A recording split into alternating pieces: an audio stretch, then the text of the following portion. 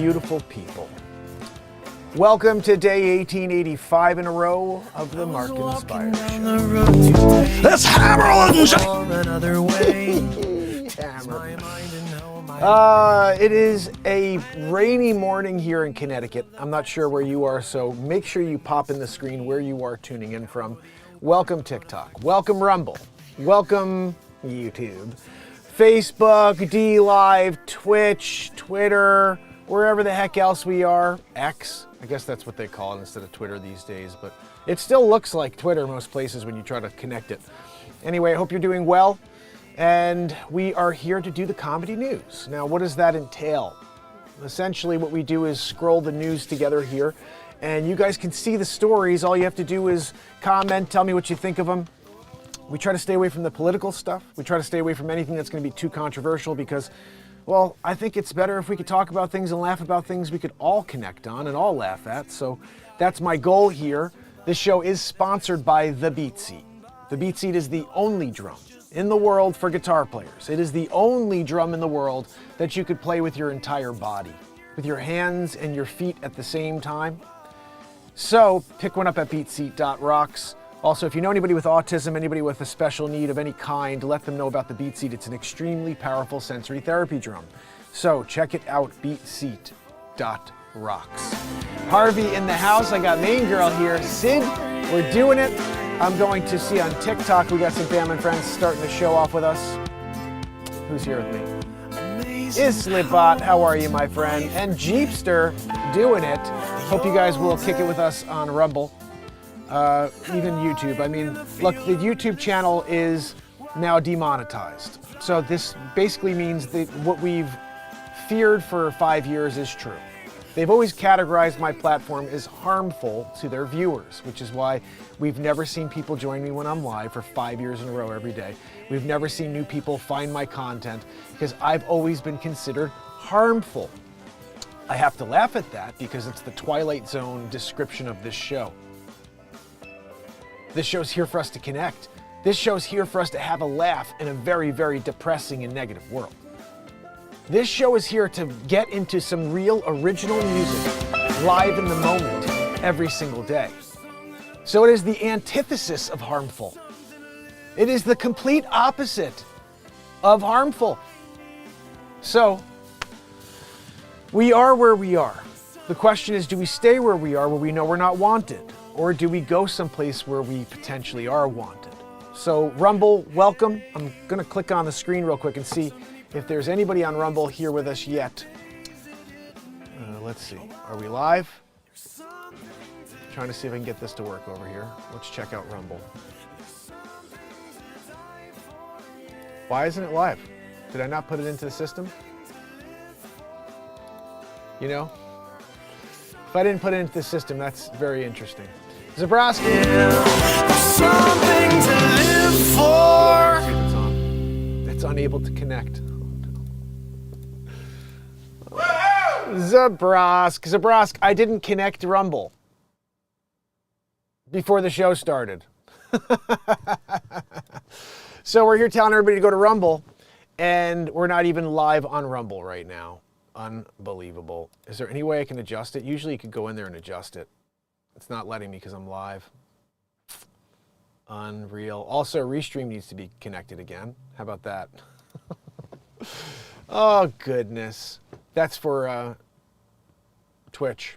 Let's see. We're just going to pop on that as well, see if that even works. I tried to log in early. Oops, we've encountered a problem. We sure have. We're live on YouTube only today. We're not live on Rumble, unfortunately. So I guess we're going to have to change the title. Let's do that real quick right now, because it makes no sense to send everybody to Rumble when we're not live on Rumble. You know? How about this? Where should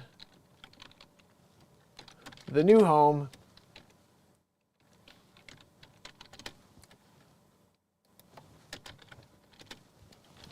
let's see.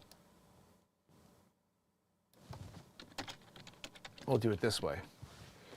This way, at least it makes somewhat sense. We're here, we're doing the show here. We're not sending people over to Rumble right now, okay? There we go. Change the title. We're good. So how are you guys doing out there? Hilly Billy in the house. Good to see you. harmful. Yeah, try not to laugh. I know, tell me about it, Maine. So let's see if we can talk about what's happening in the world today. That's what we do. I get these spam calls every single day from these people. Oh, I'm double-deckering. I am double-deckering right now. There we go. What news stories do we have today, Joanne? Anything interesting? I did see a few stories that I thought were kind of crazy. Let's see if we can get into them. Back to the top of the page. Let me get them on here. If you guys want to see these stories, head over to no, you can't. Head over to YouTube and join us over there. Link is in the bio. I have been live for 1,885 days in a row today. Very excited about that. And we are live news read coming. If you don't know anything about what we're about to do, basically we're just going to kind of check out what's happening in the news, check out what's happening in the world, maybe commentate a little bit. Perhaps a couple celebrity impressions will find their way to the surface today. Who knows? However, I don't know what we're going to talk about yet. So, first-class traveler's seatmate throws tantrum when he refuses to switch with her husband who was sitting in coach. Unfreaking real. This is the entitlement we're talking about, 2024 insanity. Let's just read the story because this sounds as stupid as it sounds. First-class traveler's seatmate throws tantrum when he refuses to switch with her husband. You don't want to leave first class and go sit in coach where my husband's sitting next to that disgusting pig who didn't shower for 4 days? How dare you? Let's read about it. Give up first class in this economy? Another day, another traveler treating flights like a game of musical chairs in the sky. This time, the woman was labeled entitled on social media after allegedly asking a fellow business class passenger to swap seats with her cheap husband who sat in the back in the economy class. They didn't want to pay for the second ticket. She wanted to strong arm this guy into a move, you know? Look, buddy, you're gonna move, all right? That's my husband's seat. He's gonna put his disgusting grime all over it, all right? So get up and go. An anonymous post detailing her alleged switcheroo. They used my roo, dude. That's why I use it on everything, right? You guys know that. Tootaroo. I like it when people use it, Joanne, I just have to say. Joanne, I'm sorry, I can't hear you over the wheeze. Gosh almighty, Joanne. You know, Joanne, when we're here doing the news... Are you done?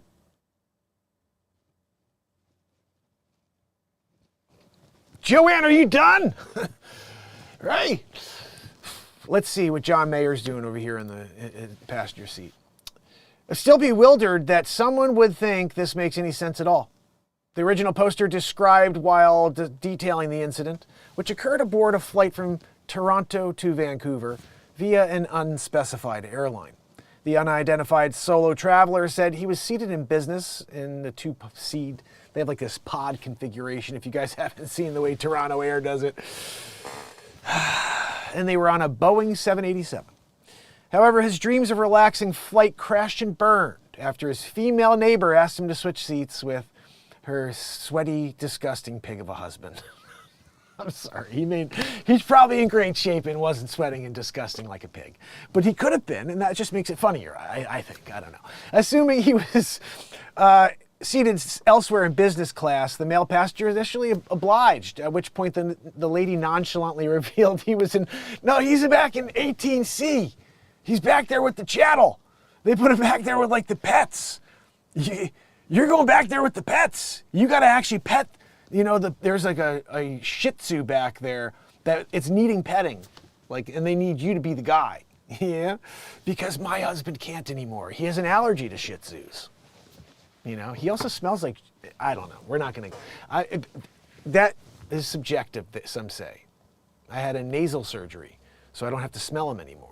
That's how far we went with it. But you tell me when you pass by him on the way to seat 18C. I mean, come on, buddy, let's go.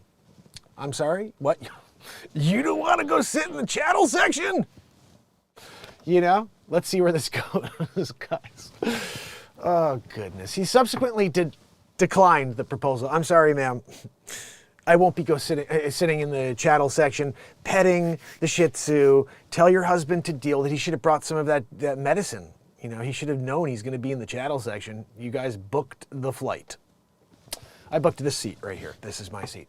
But you said you would. He's already heading this way. Oh my goodness. The old Indian giver routine? You said you'd give it, and now you're taking it. You're an Indian giver. What does that even mean anyway? It's racist. I don't think so. I don't think so. We said it all of our lives. It doesn't all of a sudden become racist just because it's a thing you say. Maybe it does. I don't know. I just don't think it's a big deal. What does it even mean? I guess when we took their land, maybe they said that we could have it, and then they took it back. They started to fight us for it. I don't know. But it's saying, what about an Indian burn? Are we allowed to say that anymore? I got an Indian burn. Uh-oh. No, you're supposed to say you got a, rubbed your arm on the ground burn on the carpet. You got a carpet burn. We changed the names to be politically correct. Guys, we're doing that here with pronouns too. The they Indian burn. You guys were doing it. Everybody was on it, right? I mean, I think so. Could have been, maybe, I don't know. Anyway, when we get into the stories, guys. The bozo doubled down on our position. Oh, wait, hold on. I missed a little bit here. We got to scroll back just a touch. Needless to say, the OP was flabbergasted and proposed downgrade. Yeah, I'd be flabbergasted too. You can't seriously expect me to swap my pod, which is here. I'm in my own single pod where I got room between me and you. I don't have to smell that little bit of stench you still have on you from your husband. I'm here, you're there. And you want me to get rid of my pod to go sit in there with like meat package center? You know what I'm saying? He even scanned the plane to see if he was being recorded for a YouTube prank. However, the bozo doubled down in her position.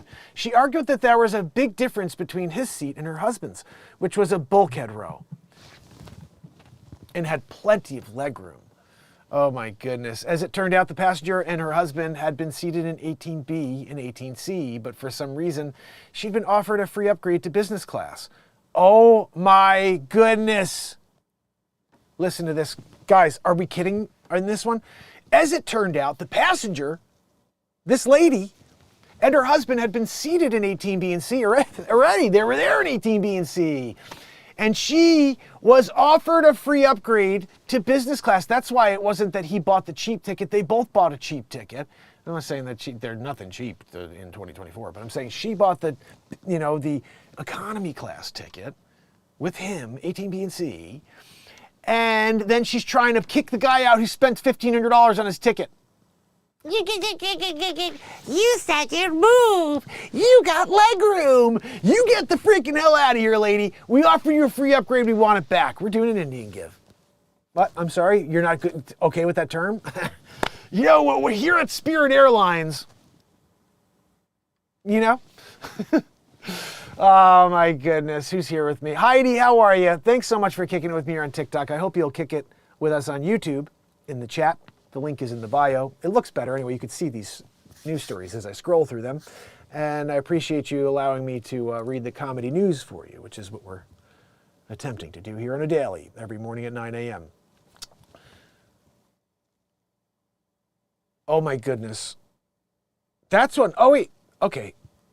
The original passenger. Okay, that's what op means. I'm getting it now. That's when the original passenger floated the seemingly obvious solution. He proposed she swap with a stranger in 18C, who he surmised would love to sit up here. Take your old seat back and you two can sit together, he proposed. He even said if she were able to find a business class passenger to switch with her husband, he'd move to any other pod so they could sit together. However, the woman didn't want to compromise, allegedly declaring, but we both want to sit together up here in your seat that you paid for and I got given for free. They were just like, here, you want a free upgrade? I got the free upgrade. You get the freaking hell out of here, sir. The saga reportedly ended with the air barbarian catapulting and sitting in her business class seat with a huff. Mommy, are you back there? They had to boot her immediately. She's trying to yell back into coach. You don't do that. That's why they put the divider. Everybody's like, what's that divider for? You know, you can't even see. You're not welcome in the front, okay? But if you try to yell through the divider, you get booted. They take away your business class seat. They send you back to 18Z. Okay, needless to say, the commenters were appalled by the woman's sense of entitlement. I actually want to physically fight her for this, exclaimed one defender. While another wrote, this woman is a classless idiot. Her behavior makes her classless, and she expected you to do it, making her an idiot. Some even joked that her husband was glad the original passenger refused so he wouldn't have to sit near his wife. Yeah, no, honey, good. You go take that free upgrade. I'm good over here with the smelly pig. I'm doing it. We're having chips together. I'm sorry? Oh, so, no, he just smells like chips. There was no chips. I thought we had chips. It smelled like chips. I thought we were getting chips. You didn't have any chips? No, it's just his feet, sweetie. Just go on up to the front. You have a good time. Read your Elle magazine. All right? I'm going to hang out back here with Curtis. Oh, Curtis, can I have that one? He did have a chip, sweetie. It's on his shirt. Yeah, I'm eating the extras. You know? I mean, I'll do that because I don't want to be near her when she's like this, you know. I ain't gonna. She did the huff and the puff. EP's husband is fully aware she's an idiot and wanted to enjoy his flight. There we go, quipped one commentator. So there we go. Oh, look at this. Sopranos star says she paid off her house after just 5 minutes on OnlyFans. Do you guys remember Drea? Drea De Matteo is the latest celebrity to turn her to OnlyFans to make a quick and easy buck. The 52-year-old now credits the subscription-based content creator platform with helping her pay off her house. Freaking A, are you kidding me? Maybe I should do OnlyFans. Just kidding. She says OnlyFans saved her life. The mother of two exclaims that she only had $10 in her bank account before she decided to give the service a try. What in the hell? She was on Sopranos.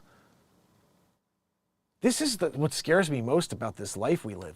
You see these people who are like larger than life. They're on the big screen. $10 in her bank account, guys. Wow.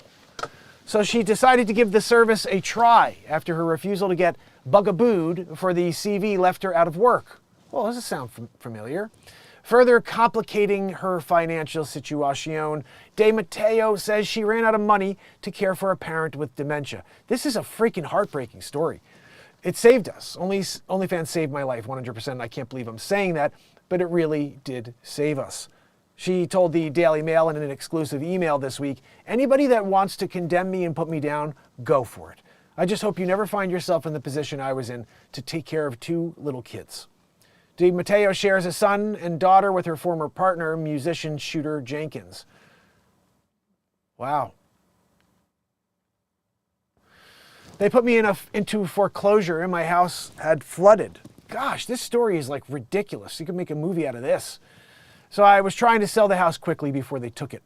She continued, and at the same time I lost my mom, and my other mom, who has dementia, had run out of money for her caregiver. I didn't know which way was up. Uploading racy photos to OnlyFans was an idea that took De Matteo some getting used to. But once she took the plunge, it didn't take long for her to see the money come rolling in. I just kept putting up more pictures, and I was like, holy, in 5 minutes I was able to pay back the real estate company who kept the sale of my house. De Matteo says she's found a new sense of empowerment from the platform on top of the financial windfall she's received. It feels good to see those photos. They might be touched up here and there, but the truth is they videotape me going live when we do the photo shoot so fans can see the photo shoot happening in real time. Tattoo over there. Wow, she's 52. She looks great for 52. Right?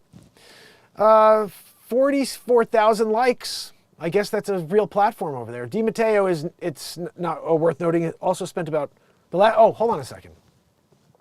De Matteo, it's worth noting, has spent the last few years going through a self-described political awakening that has seen her push anti-bugaboo conspiracy theories. They are not conspiracy theories. It's just conspiracies at this point, among other dubious information. So that's why she had to turn to OnlyFans in order to make a buck. And I have to say, That is the disgusting part of the world we live in today, that this talented actress couldn't find work anymore just because she had an opinion on something that was forced, that was totally wrong, by the way. I think at this point I'm demonetized. Go fuck yourself, YouTube. It was totally wrong. There was absolutely no basis for everything that we were put through, closing down the entire world, forcing you to get 1, 2, 3, 4. How many are you on now? Like, what are we talking about? I'm still freaking sitting here since day one saying, go F yourself. I've been live 1,885 days in a row. That'll tell you something. So my reality is pretty simple here. She, me, everybody, we all get destroyed when you speak out against the man. When I wrote the line in the song, and I know that the man can get you down sometimes, and I don't know if we could be free, but free fly with me. Free fall away like a dream. We love the ones we miss the most. I wrote that in 1999. It's called The Best for You and Me. And then the pivotal line in the entire song is at the very end when I say, and I know I'm going to miss this place when it's gone. And we're standing right here.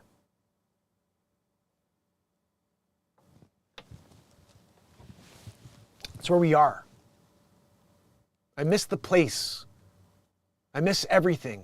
And I'm standing right here. Think about that for a second. And I know I'm going to miss this place when it's gone. And we're standing right here. That's our society as a whole. That's the world as a whole. The last 10 years.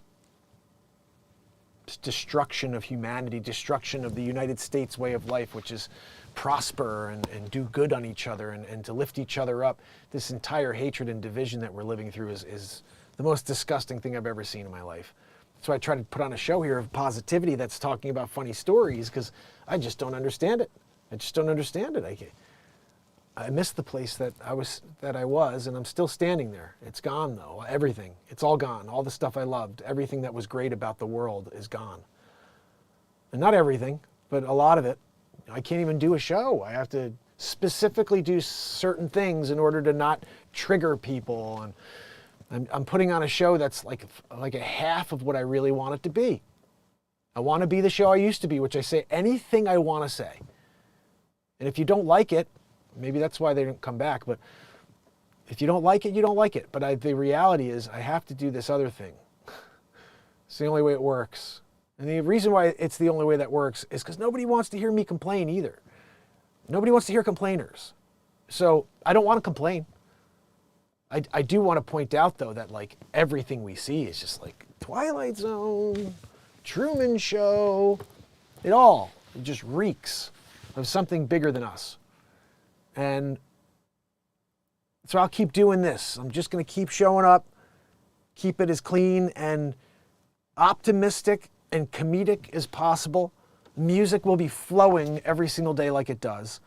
And I'll do my best to not let the reality of the situation, being demonetized, finding every piece of content, no matter what platform I put it on, doesn't get views. So it's like I'm considered harmful on every platform, guys. That's the reality. Like, I don't know. I have to change my name. I have to do something because I am considered harmful. Because I don't even know. I don't know what I've ever said that is so harmful. It's speaking your heart should never be considered harmful. It should be considered passion. And it should be considered something you either listen to and enjoy and you move on from, or you learn something from it, or you don't. But it's not harmful. This is ridiculous language even. Like, oh my goodness, your positivity movement is going to harm people. Like, it doesn't make any sense. Fired new Rochelle detective who punched unarmed black man, sues city to be reinstated. Former New Rochelle detective Michael Vaccaro has sued the city over its decision to fire him following an off-duty encounter where he punched an unarmed black man. Vaccaro was let go from the police department in September by Commissioner Robert Gonzalez. Acting on decision from a civil hearing, they recommended his ouster. And in 2021, Vaccaro, while off-duty, observed Malik Fogg at a gas station, apparently having a dispute with a third party, reportedly to be his mother. Vaccaro took out his phone to record the incident, which he claims angered Fogg. As Vaccaro drove off, he says Fogg pursued him, which led to their confrontation. A uniformed officer separated Fogg from Vaccaro, but Vaccaro continued to follow them as they proceeded down the sidewalk. Vaccaro then repeatedly punched Fogg in the head, 1-2 Magoo style. Mike Tyson coming out, left hook, uppercut. You know, another uniformed officer joined the scene and pointed his taser at Fogg. Guys, harmful language here. Just be careful. All right, taser, Fogg. You know, Vaccaro was charged by the Westchester County District Attorney with attempted assault in the 3rd degree, though he was acquitted of the charges at trial. Nevertheless, the civil hearing overseeing Vaccaro's disciplinary case found that he engaged in misconduct by throwing punches at Fogg, the 1-2, uppercut deal. A disciplinary case involves violations of the departmental policies and uses a different standard of proof than a criminal case. I mean, I'm really not going to read the rest of this guy, but he's going to sue this, like, dude, don't punch people. You're a cop. You're a cop, right? Does anybody else agree? He's a cop. The man was unarmed.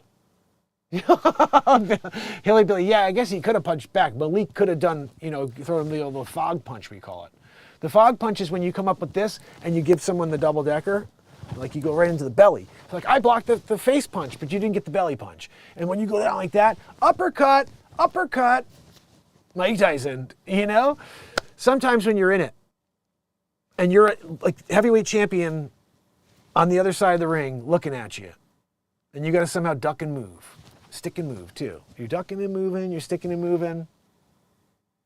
You don't want to get hit by Tyson.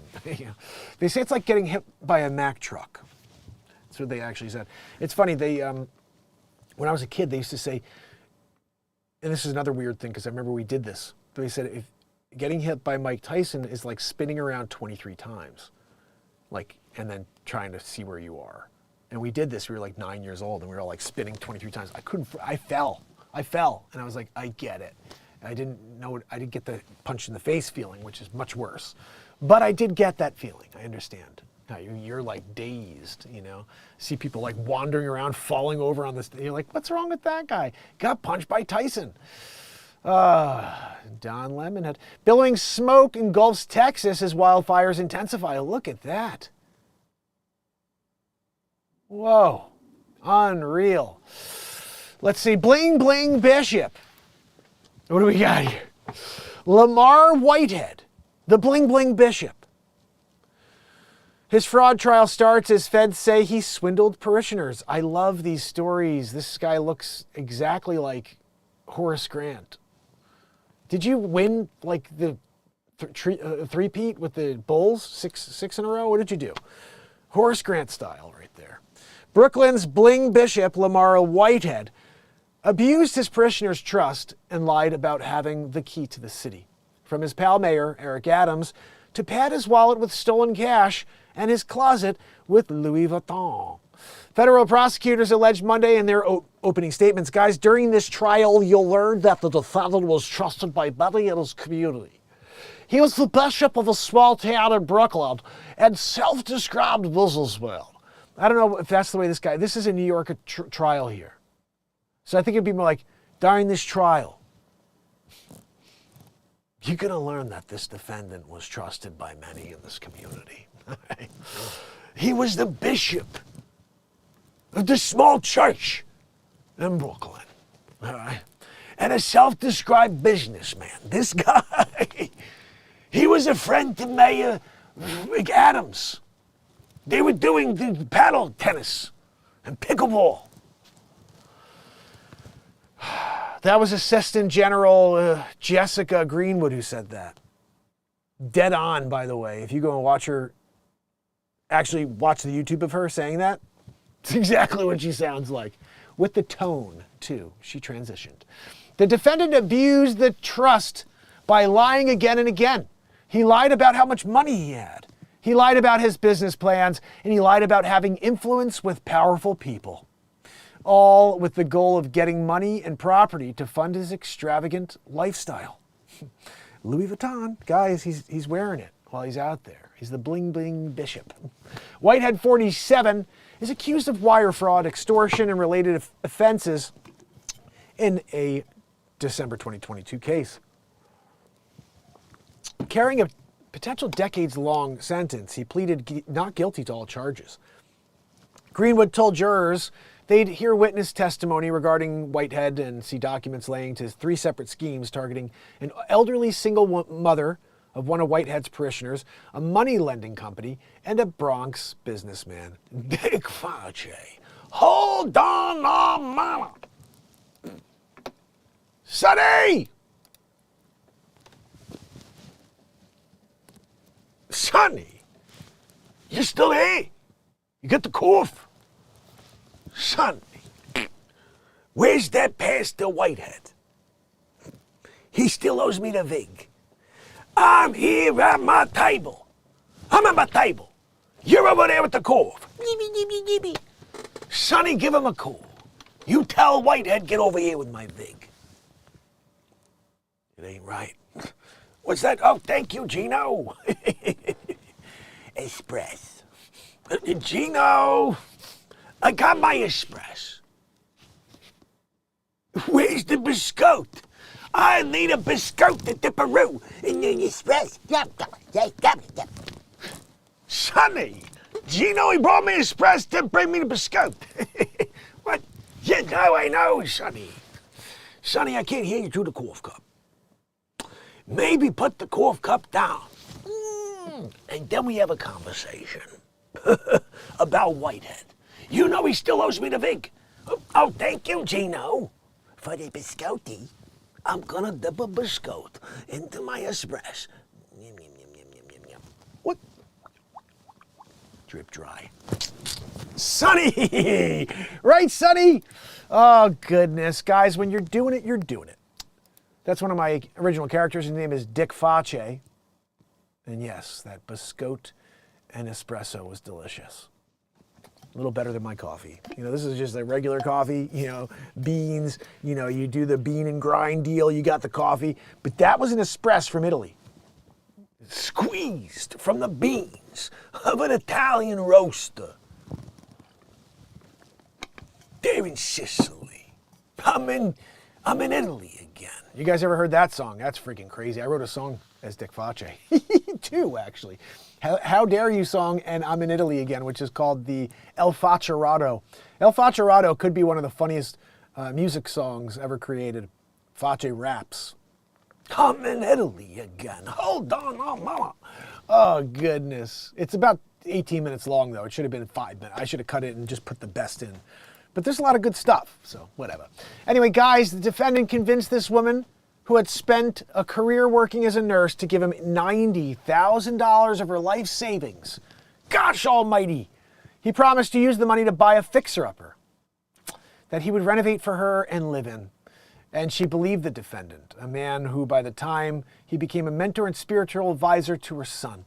Greenwood alleged Whitehead instead spent the cash on himself, including splurging on designer clothing and a BMW payment. The victim never got her the house, and she never got her money back. In the second scheme, Greenwood alleged Whitehead drew up fake bank documents to get a $250,000 loan, purporting to show that he had millions in a company account that had less than $6. Guys, it's $6 in there. Whitehead, he's a man of God, you know? When Bling Bling pastor Willie Whitehead, what's his name again? Was it Willie? Lamar Whitehead, the Bling Bishop. Oh, goodness. The third scheme, Greenwood alleged that he saw the headline-grabbing pastor threaten the owner of an auto body shop in Bronx, Brandon Belmonte. You don't know Brandon? He's a good guy. Attempting to extort him for $5,000 after a repair job. The prosecutor said he further lied to Belmonte and an attempt to get his name on a $500,000 real estate deal, promising favors to Mayor Adams in exchange that could make them millions. But it was all lies. All lies. Although the mayor was a friend and a mentor to the defendant had never gotten official favors from the mayor. The defendant made the other stuff up to try to get even more money he wasn't entitled to, Greenwood said. Whitehead's attorney, Don Florio, asked jurors to reserve judgment until they'd seen all the evidence. She, the swindled parishioner, had been screwed over by her son, not Whitehead. Oh. I did not expect that there would be any credible evidence, Florio said. What would Lamar Whitehead get out of buying for a house for her? You know, like, why would he buy her a house? The trial continues Tuesday. I do have to say, like, why would is he a real estate agent? Hold on, let me see if I caught that. Number 2, he's $90,000. Where are we? Yeah, okay. She gave $90,000. He promised to use the money to buy a fixer-upper home that would renovate for her to live in. Why would he do that? He's not a realtor, and he's not a real estate broker, and he's not a contractor. Like, what are we talking about here? That's on you, lady. Oh, sure. Here you go, pastor. I know you got the hammer out during the day. You're going there to do some renovations. You're a plumber, too, Pastor Whitehead? Guys, when Pastor Bling Bling Whitehead, my freaking Elgato, I pushed that thing 7 times. Are you going to come back on, Elgato? Elgato. What is going on with Elgato these days? Are we seriously not having a signal? Like, what is happening? What in the freaking heck? All right, what is going on here with my camera?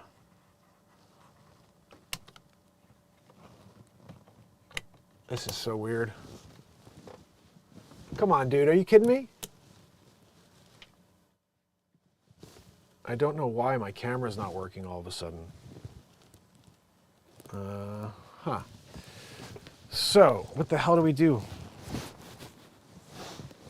I guess the only thing I could do is bring this camera.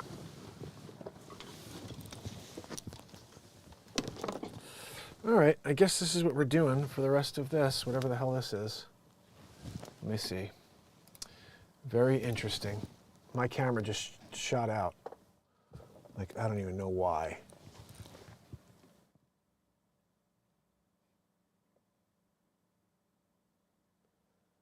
That is very, very discouraging.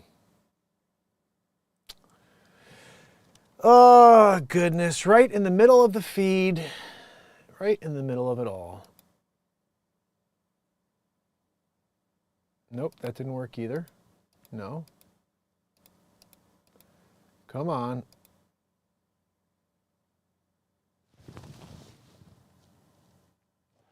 This is really weird.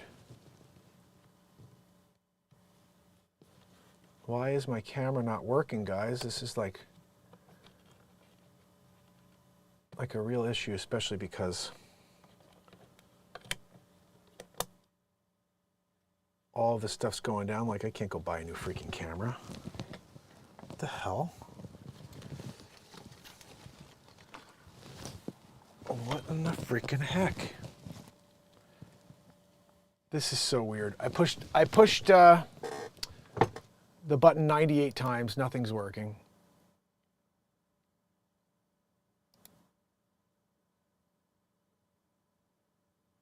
Is that doing anything? Nope.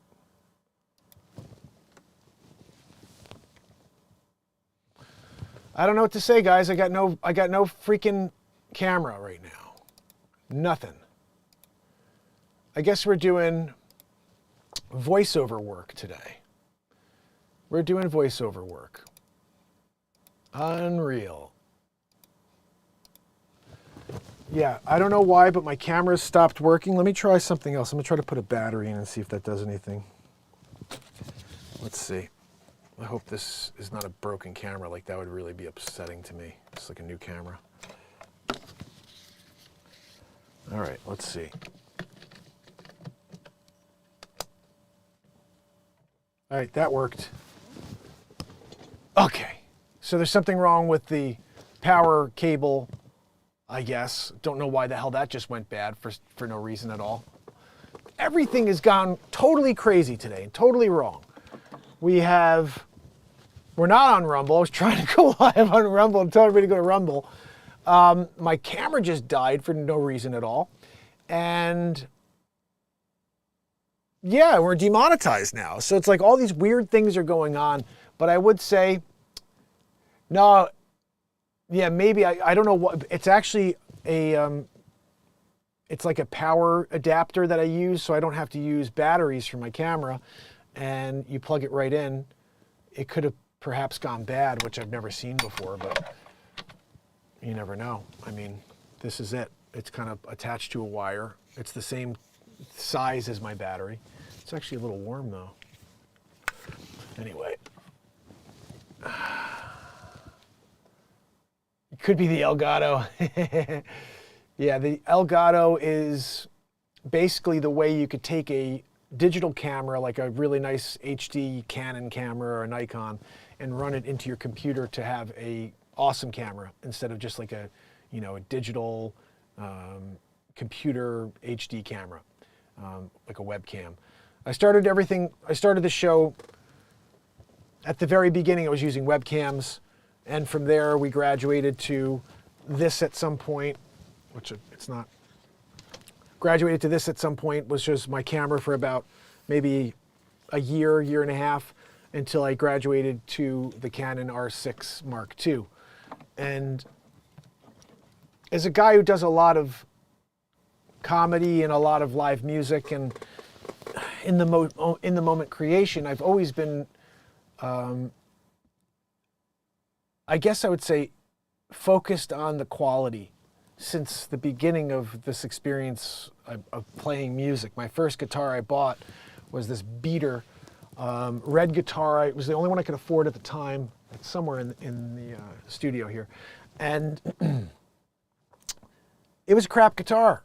It was a terrible guitar. But you know what? I learned on that guitar, and then I spent money on a really nice guitar. I got my first Gibson guitar, which is over there. And I realized in that moment, I'm like, look, you could buy things 50 times, and you will when you buy garbage, or you could buy it once. And you can go and you can get the best of the best and make sure you have the optimal quality and the sound you want. And so I started saving up and doing things. So I would save up and then get it. This small camera to me was actually a great investment, because I thought this was all I needed to do like vlog work and to go out there and do a show. But I realized I used to have like a Canon 5D Mark III as a photographer, and then I sold all that stuff because I stopped taking a lot of photographs. And I said, you know what? I think I need a camera like that, but that's focused solely on video. And this one was designed to be with a focus on cinema. And so that's why I really liked that. And I wanted to make sure I give you guys the best quality possible every time I broadcast. I do have to say, even though I did that, now the phone camera that you get on Apple, like if I go and I broadcast live on Apple with my phone, it's pretty freaking good, guys. Like the depth of field is the only difference you get from my camera. It's a really good depth of field. It's also kind of washed away because I'm on a green screen, so you really don't get the full depth of field from my good camera. But I do think it's probably the best quality it's ever been. And so when I see the thing not working, I'm like, oh no, it's a freaking investment. These are investments when you get these things, because like I said, I can go out and buy another one of those. But when you get something like this, you want to make sure you protect it. So let's see, is there anything else we could talk about quickly? What to know about lithium-ion batteries, which caused Friday's deadly Harlem fire. See Bill Nye's warning about Doomsday Glacier. 2021? No thanks. Just freaking 3 years ago. We're talking to that guy now. He says it's a closed system, by the way. New York's Bling Bishop, he's asked God to take vengeance on victim's son. Witness testifies. Man robbed and punched on the F train. I'll tell you, this is look, guys, we're trying to scroll and find comedy news. Tell me, like, what here is funny? What here is funny? Wendy Williams is dealing with a terrible situation. She's got frontal lobe aphasia, I believe it's called. I don't know. It's so sad to see all this stuff happening. The world is so toxic. Everybody's getting sick. It's friggin' messed up. Toms River, it's where I grew up. Toms River kidnapping suspect, a non-citizen. ICE places detainer against release. Kidnapping suspect Luis Monarcanturez of Englewood has an immigration detainer against him, meaning he has been deemed removable. Thomas Kingston has died at 45. Buckingham Palace. What's this? That's a young dude. That's my age. Thomas Kingston has passed away at 45. Buckingham Palace just announced in a statement On behalf of Lady Gabriella Kingston, Martin and Jill Kingston, Joanna Connolly, and Emma Murray, the palace shared, it was the deepest sorrow that we announced the death of Thomas Kingston, our beloved husband, son, and brother. Tom was an exceptional man who lit up the lives of all who knew him. His death has come as a great shock to the whole family, and we ask for privacy as we mourn his passing. Kingston was found in Gloucester on Sunday evening. Emergency services were called to the scene, where he was pronounced dead. An inquest will be held, but there are no suspicious circumstances. It's also understood that Prince William's absence from King Constantine's memorial service today was unconnected to the news of Kingston's passing. 45, there's no, you guys don't want to say, like, what happened? Maybe he was fond of the bugaboo. You never know. We did this one yesterday. Squatter set up a Hollywood Hills home. That was pretty funny. I got to go in there. I got to pull that piece and drop something for you guys. Smoke spews from Mexico's Popocatépetl volcano. We got a volcano sighting. Let's watch it. There it is.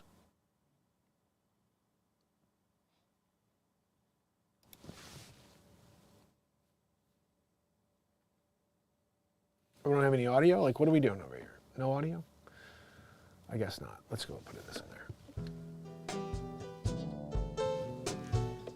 Look at that spewing volcano. YouTube. You gotta head over there, my friend. Elsie. Elsie, how are you, Elsie? Join us over on YouTube. So, guys, oh, here we go. A little audio.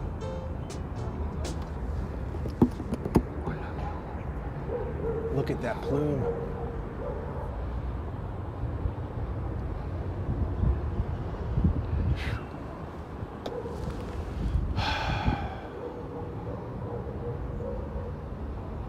Thing's just sitting there. It's so crazy.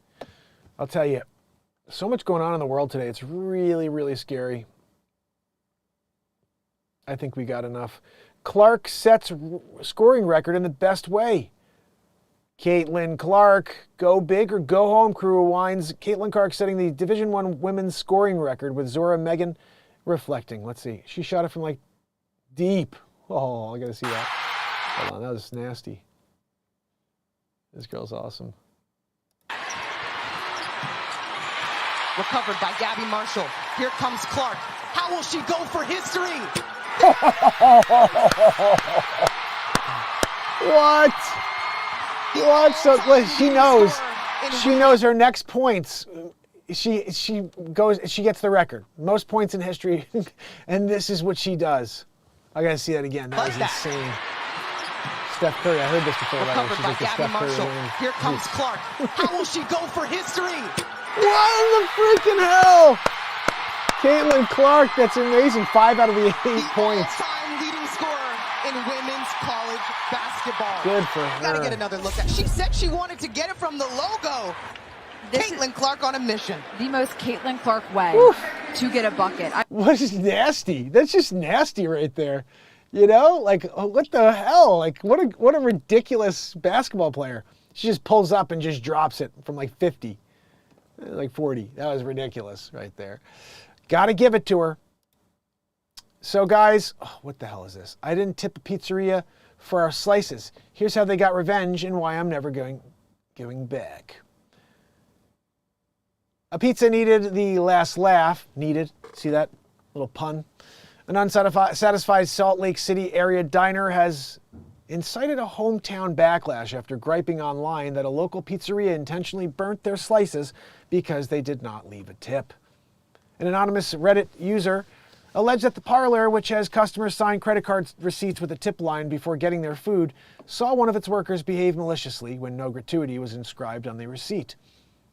I signed and crossed out the tip line and wrote the total. No problem, I think. He lets the slices burn so badly he couldn't even give them to us. He had to start another set and burn those too. Wow. If there was any doubt about the worker's malice, the smirk he gave was pretty telling. Replied Alan Azam to one commentator of the Post and SLC-centric message board. Others defended the poorly treated patron's choice, saying their no-tip notion was clearly justified by the end result. It's probably a good idea you didn't tip them considering the person was clearly bad at his job.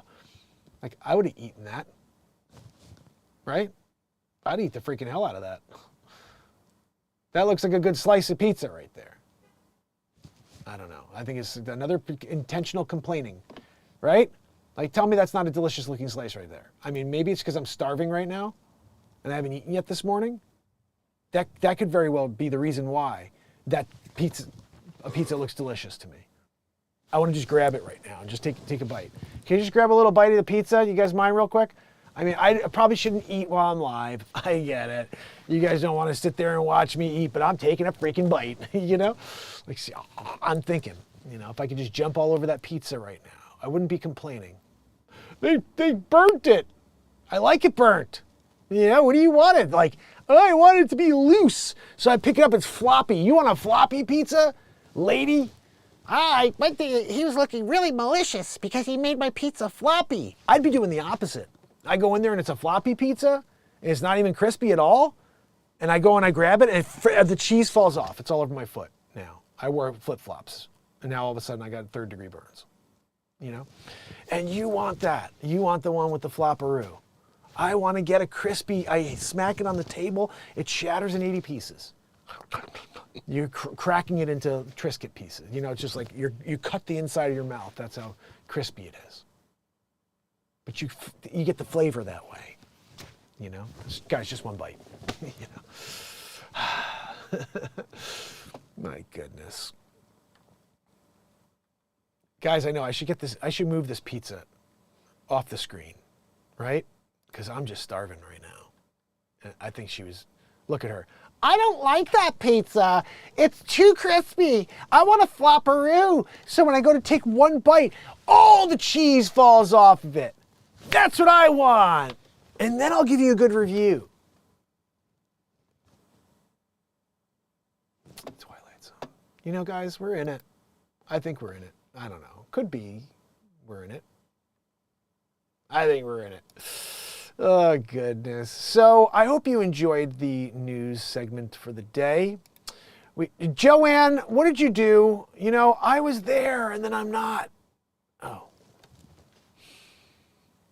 Joanne. We seem to have fixed the camera issue, at least momentarily, while I use a battery instead of the AC-DC adapter deal thing that you get. You know, plug it in, and, you know, and all of a sudden you're constantly working with power, except you have to push the button every 30 minutes. El gato! Guys, when you got an Elgato, you're the cat. You are the cat. Virginia, how are you? Oh my goodness.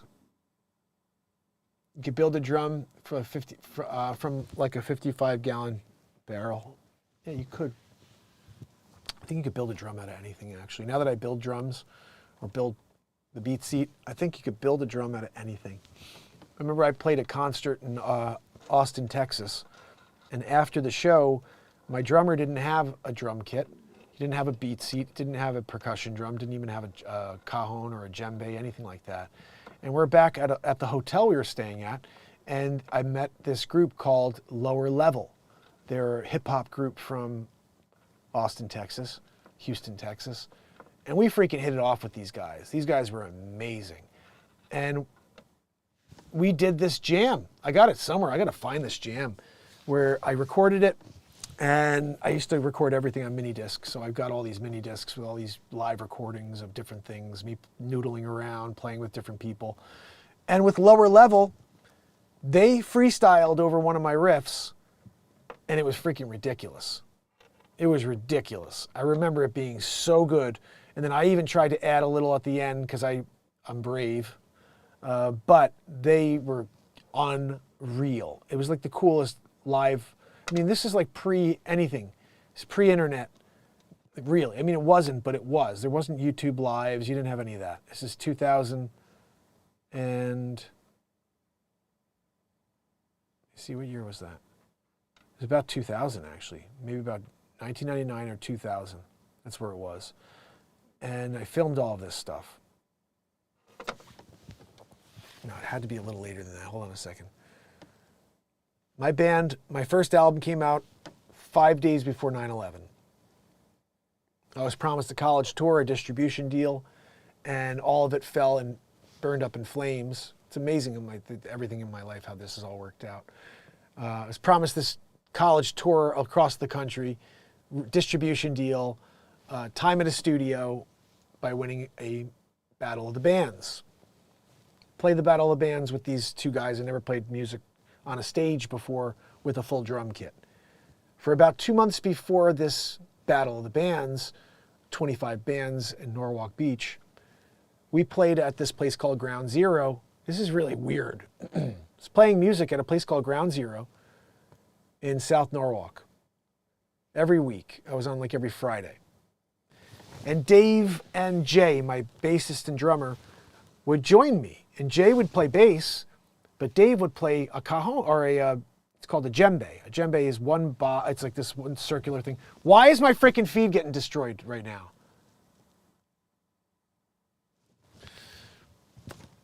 Dave was playing this djembe, which is one tone. You could hit the ends of it and get a little bit different, but it's one tone. And he's just learning my songs. So we go out to this Battle of the Bands. It's the first time I've ever heard him play the drums before. And everybody's telling me how great of a drummer he is. Oh, he's the best drummer in the world. Dave's the greatest drummer, blah, blah, blah. And I'm like, oh, he sounds awesome on the djembe. Like, I love what we're doing in this little acoustic vibe thing. And so we go, and there's a video of this somewhere. I don't know where the hell it is. We go play the Battle of the Bands and pick 3 of my songs. Whisper, Mandolin Jam, and what was the last one? Dance Around. 3 awesome songs. And you only get 3 songs. So I went there, played 3 of my songs. We go out there and we start and played Dance Around. It was fire. All of a sudden I take out the mandolin. And guys, I never heard the drums before with my music. So the people that were there watching this show got to see me hear my own music for the very first time ever with a drum kit backing it up. Never heard it before. I've been playing as a solo artist for years until I met Dave and Jay, and we're doing this acoustic thing until this big Battle of the Bands. So we won the freaking Battle of the Bands. I mean, we blew that place apart. I was dancing all over that stage. The energy was freaking fire. So palpable. I mean, everywhere I could just feel every note, and I was floating on that stage. There's some pictures of it, but I'm pretty sure there's a video. There's definitely an audio recording somewhere as well. All these things are in boxes that I have to look and find. But the point was, when I heard the music and I heard the percussion and the drums amplifying the music, taking it from here to here, I was like, oh my goodness. So playing Ground Zero, win the Battle of the Bands. I go into the studio to record my first album 5 days before 9/11. And everything else fell apart after that, which is crazy. But still a pretty cool story. The fact that I got a chance to win that Battle of the Bands. The guy who was promising the tour, the distribution deal, etc., his name is Derek Sivers. He wound up having a company that was doing this here. It shut down because of 9/11, and he started a little company called CD Baby. I don't know if you've ever heard of CD Baby before, but it was very successful for years. He killed it. I think he eventually sold. It's still there. It's still running. I still have my album on there because this is what I got out of it. So I told them about 2 years later, I found out that he's running CD Baby. And I go, hey, I'm trying to reach Derek. I was promised a college tour, a distribution deal, get my music out there, and a tour around the country at different colleges. And that all fell apart because the production company fell apart because of 9/11. But can you let him know? Remember, hey, do you remember this Battle of the Bands? You promised blah, blah, blah. So it comes back and they go, yeah, no, we're going to offer you a 1 year free to CD Baby. So I went from getting a college tour, and a distribution deal to getting 1 year of distribution free on CD Baby. So this is the reality of the world. A lot of the things that you hope will happen in life only happen if timing works out, and if you don't have 9/11 5 days after you release your first album, and you don't have all the weird things in the world take place, like when you speak your mind at a time when you didn't think this would happen, you get put into a category of harmful. And especially when it's just comedy and satire, that's when it really becomes perplexing. But it is what has happened, my friends. So, I hope you enjoyed that little side story. Just now remembering that Ground Zero. I was playing at Ground Zero every week. Recorded the album, and 9/11, all that stuff. It's really eerie. Now I'm trying to remember about the dude who owned that place, Ground Zero. That seems like sketchy. But he had a place called Ground Zero, and like right then, there was an attack. I don't know. Let's see what we got here. I want to make sure I say goodbye to you guys. I'll be back later on. I don't know what's going on with the feed all of a sudden. It got weak. It got weak. Green Tea, how are you, my friend? Helen Gale Townsend, you are amazing. Brother. Guys, please sub to Hilly Billy if you haven't. Pamela Swan in the house. Renee Woods in the house. S. Coop in the house. Virginia in the house. I love it. You guys are awesome. Thank you for being here. If you're lurking right now, thank you for lurking and hanging out with us.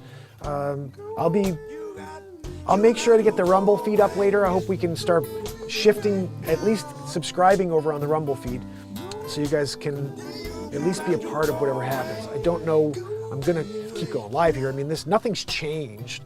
I just now know what we've always known. So it's not like I just stopped today because I'm demonetized. I've been demonetized since day one. Demonetizing me is by not letting my content be seen for 5 years. So it's like, this is just the final nail in the coffin to know what we've believed the entire time is absolutely what's happened. It's the truth. There's no other way to say, no, Mark, you're crazy, or there's no proof that you're suppressed. We have absolute proof now. When I've done everything right since these guidelines switched, for them to make this decision when I've done everything right, proves that I've always been considered harmful. So, harmful we shall be, I guess, to you dickheads here on YouTube. It's because you guys have no ability to laugh, and you don't understand that people should be able to just have conversation. That's not harmful. It's not harmful for someone to say how they feel or to read a news story. That is not harmful. It's not even harmful to sing songs and say how you feel in songs. It's not harmful to make comedy about different current events. They're current events. Comedy was always like, there was this expectation that there's going to be some comedian picking at the things of the day. In order to keep us sane, they want to take the sanity away and just fill you with insanity. I won't allow it. I'll be back, whether or not they continue to be dicks, like I think they're going to be. That's why I do suggest Rumble it. Please consider supporting the show on Patreon. Patreon.com/MarkPires, Venmo, whatever else, CashApp. All of the links are actually now in the description. I'll start doing that so you guys know. There's no way to super chat me anymore if you like to support this show. They've taken that ability away. So, on Patreon, if you go and support, one thing you may have seen or may not have seen yet, I just uploaded Touch the Stars, which is such a great song. And I plan on bringing it up on YouTube and everywhere else sometime this week or next week. But for now, it is there for all of you supporters of this show on Patreon. So you can listen to it to your heart's content. You can listen to it 50 times and share it. I think you should be able to share it. I'm not sure. But it's up. It's uploaded. I just did it right before the show. Just as a thank you. I'm going to be putting it out for everybody as well. But I will start to drop new content to the people on Patreon first and then upload things to YouTube and other channels as well. So it's not like you're going to miss anything. Just there's going to be like a sneak peek thing with the people who are supporting the show on Patreon. So Lisa, you're awesome. Oh goodness. Thank you so much for being here. S-Coop, thank you for popping those links in there for me. And I don't expect ever anything from anybody. All I say is if you do have the urge to support me, those are the ways to do it. And thank you for doing that. It does help this show. I've been doing this 1,885 days in a row. And it's really only ever been you guys that have supported me in that manner that have made an effect anyway. So thank you for continuing to do that. It means a lot to me.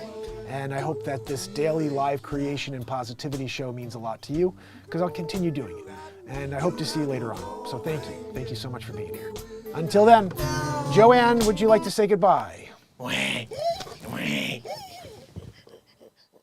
Joanne. You know, Joanne, oh my goodness. Guys, I'm sorry. I turned to talk to Joanne and it just slipped out. Sometimes you got to take credit for your genius, you know? Sometimes, not all the time. What's going on here? It's not working? Yeah, it is. There we go. Until later. You got to go away, yeah. Yeah, Yeah, guys, thank you. Please hit that Rumble link and subscribe. I'll be back there and here later on. We continue. 1,885 days in a row. Love you guys. Have a great day. You got to go. You got to go.